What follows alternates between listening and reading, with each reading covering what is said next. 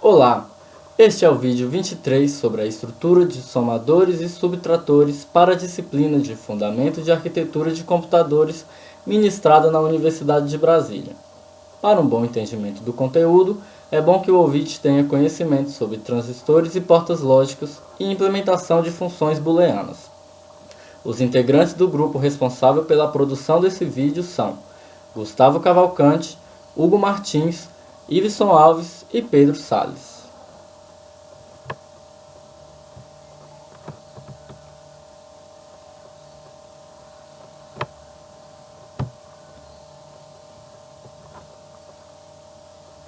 Circuito somador.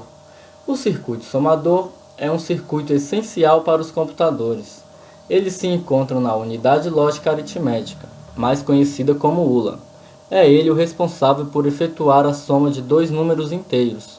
Vamos pegar como exemplo os números a seguir.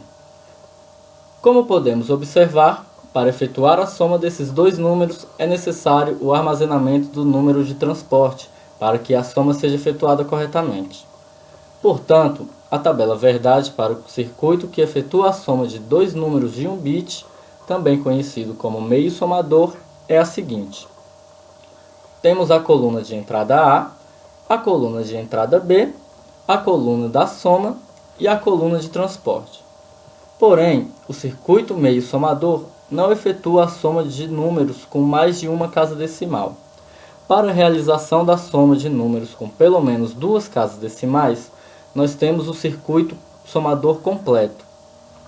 Como podemos observar a seguir, o circuito somador completo é a combinação de dois circuitos meio somadores.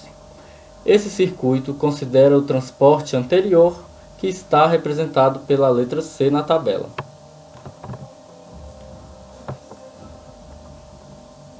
Circuito subtrator. O circuito subtrator funciona de maneira semelhante ao circuito somador, porém a tabela de transporte agora é denominada por tabela de empréstimo, que é o que ocorre nesse circuito. Abaixo temos a tabela verdade do circuito meio subtrator e do circuito subtrator completo.